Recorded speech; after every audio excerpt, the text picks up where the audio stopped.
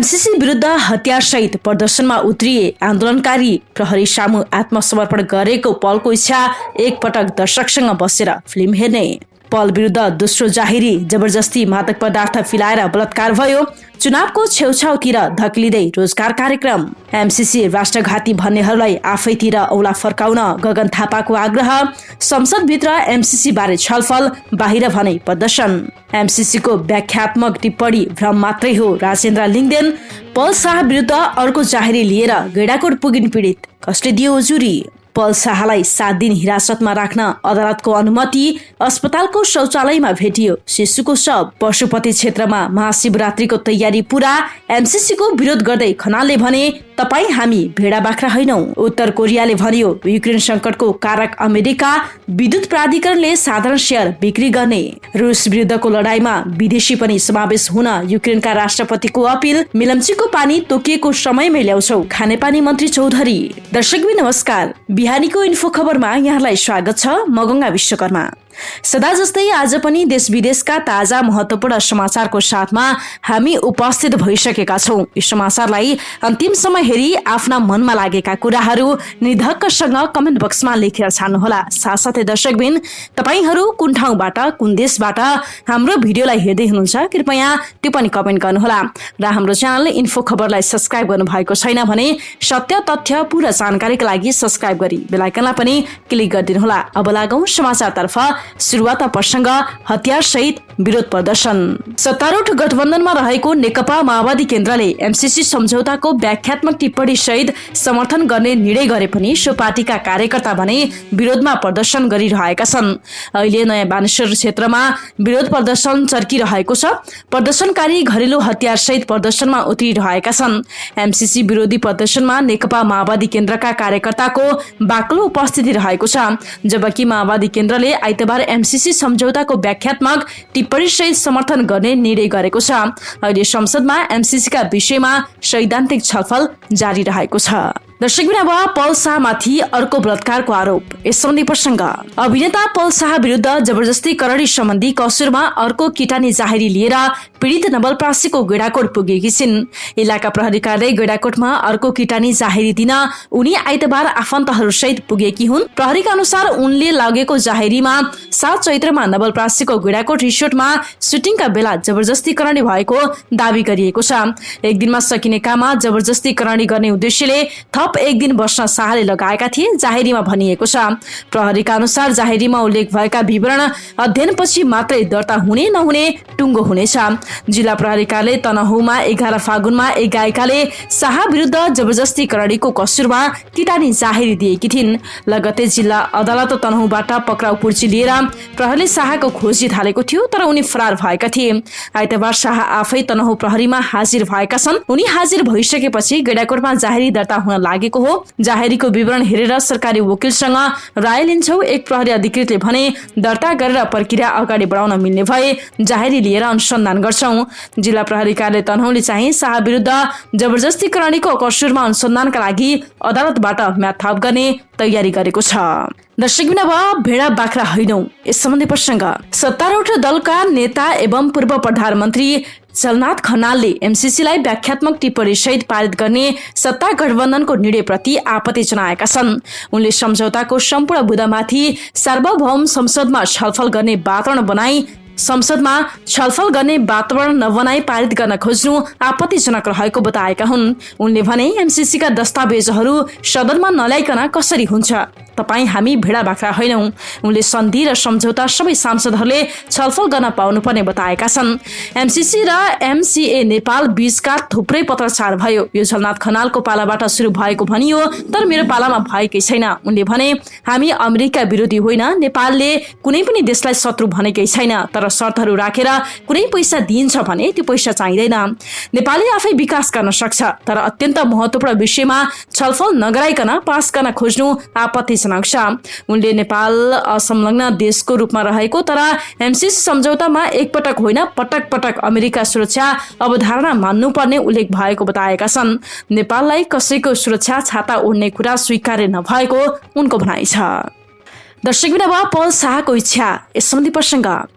प्रहरी समक्ष आत्मसमर्पण गरेका अभिनेता पल शाहले आफूलाई एकपटक दर्शकसँग बसेर चलचित्र हेर्न मन लागेको इच्छा व्यक्त गरेका छन्। प्रहरी समक्ष आत्मसमर्पण गर्नुअघि पलले एक भिडियो सार्वजनिक गर्दै आफ्नो इच्छा व्यक्त गरेका हुन्। उनले भनेका छन्, सरकारसँग म एकपटक दर्शक र मेरो टिमसँग बसेर चलचित्र हेर्ने इच्छा व्यक्त गर्दछु। मलाई थाहा छैन मेरो यो कुरा पूरा हुन्छ कि हुँदैन, सम्भव भयो भने त्यो अवसर पनि दिनुहुनेछ भन्ने लागेको छ। सम्मानित अदालतले जे निर्णय गर्नेछ म त्यसलाई स्वीकार गर्नेछु। उनले अगाडि भनेका छन्, म केही दिन अघि आफ्नै कारणले गर्दा प्रहरी समक्ष उपस्थित हुन सकिन। मेरो कारणले कसैलाई गाह्रो परेको छ भने माफी माग्न चाहन्छु।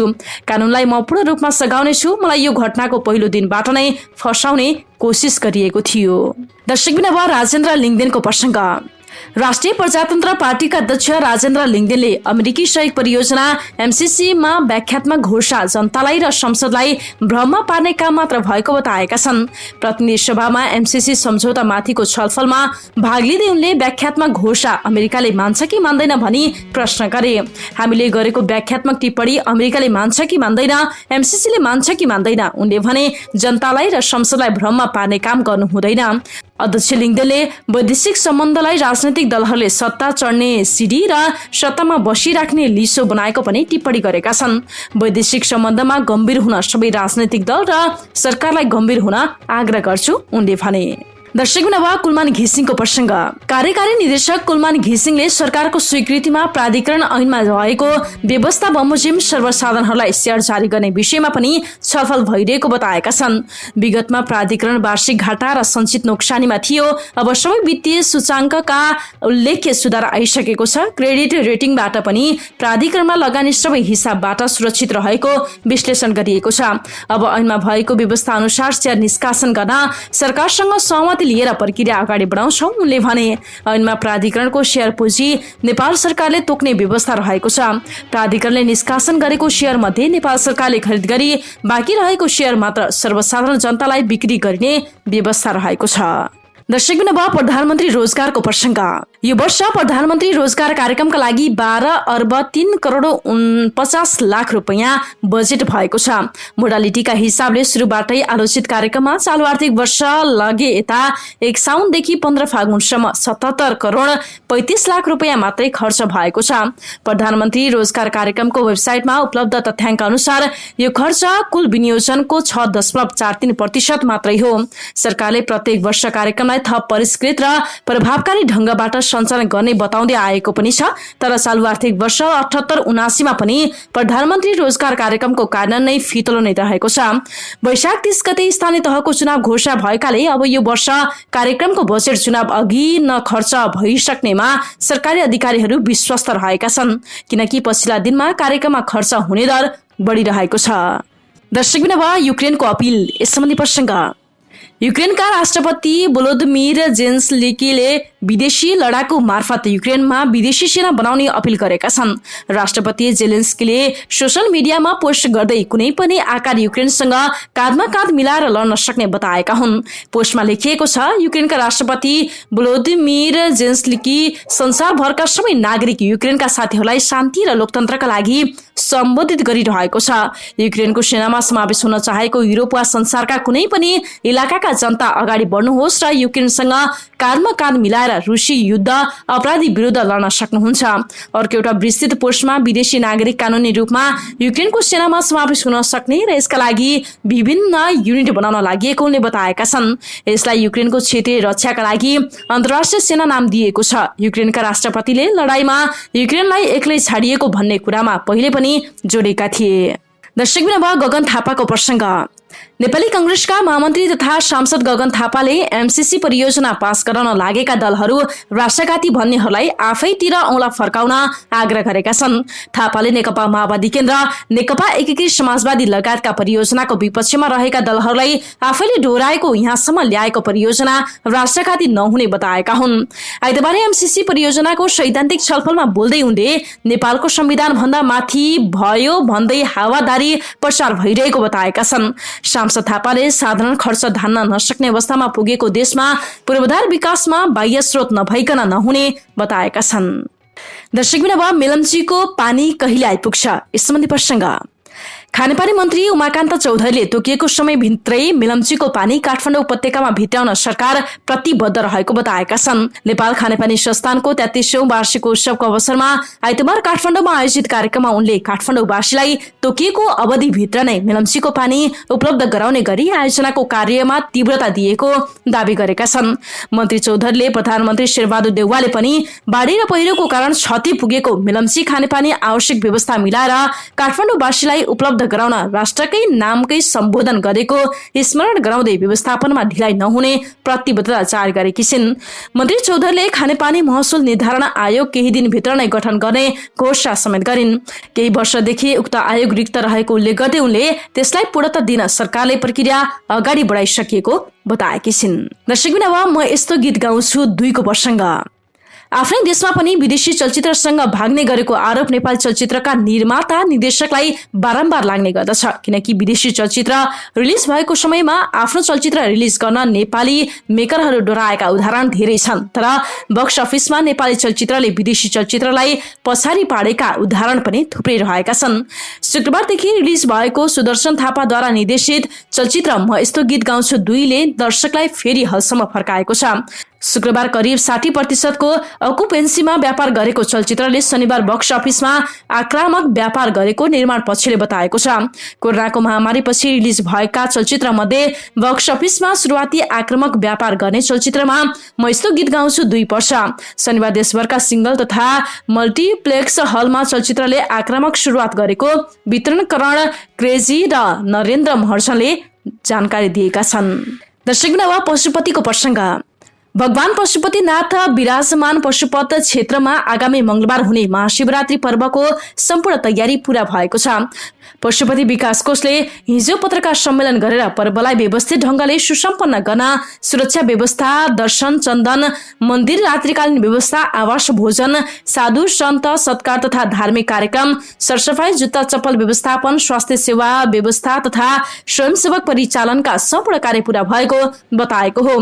कोषका कोषाध्यक्ष एवं प्रसार व्यवस्था उपसमितिका संयोजक नारायण प्रसाद सुवेदीले कोभिड-19 संक्रमणको जोखिम अन्त्य नभइसकेकाले सरकारले निर्धारण गरेका सुरक्षा मापदण्डको पूर्ण पालना गरेर दर्शनार्थीहरूलाई मेला गर्न अनुरोध गर्नुभयो।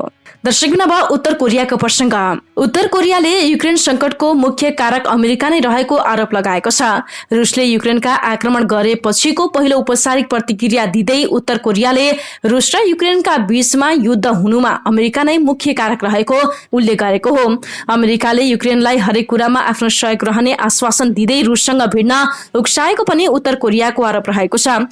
अमेरिका निकट हुँदै गएको प्रति असन्तुष्ट रहेको रुसले युक्रेनमा आक्रमण गर्दा पनि अमेरिकाले उल्लेख्य सहयोग नगरेको टिप्पणी भइरहेको छ। तर उत्तर कोरियाले टिप्पणी भइरहेको छ। उत्तर कोरियाको विदेश मन्त्रालयको वेबसाइटमा अमेरिकाले युक्रेनलाई उक्साए पनि सहयोग नगरेर दोहोरो भूमिका खेलेको लेखिएको छ। शान्ति र स्थायित्वको नाममा अमेरिकाले अरू देशको आन्तरिक मामिलामा खेल्ने गरेको आरोप पनि उत्तर कोरियाले लगाएको छ। हवस् त दर्शकबिन, बिहानीको इन्फो खबर अहिलेका लागि यति नै। यदि हाम्रो च्यानललाई सब्स्क्राइब गर्नु भएको छैन भने सत्य तथ्य पूरा जानकारीका लागि सब्स्क्राइब गरी बेल आइकनलाई पनि क्लिक गरिदिनु होला। समाचार अन्तिम समय हेरिदिनु भएकोमा यहाँलाई धेरै धेरै धन्यवाद। यो समाचारलाई लाइक, कमेन्ट र साथीभाइलाई सेयर गर्न नबिर्सनु होला। र सँगसँगै केही सल्लाह सुझाव यहाँहरूको छ भने तपाईँले कमेन्ट बक्समा सल्लाह सुझाव हामीलाई दिन सक्नुहुनेछ। अहिलेका लागि भने म गंगा विश्वकर्मासँगै सम्पूर्ण इन्फो खबर टिमलाई नै बिदा दिनुहोस्। नमस्कार। तपाईँ इन्फो खबर हेर्दै गर्नुहोला। हामी निरन्तर अपडेटमा छौं।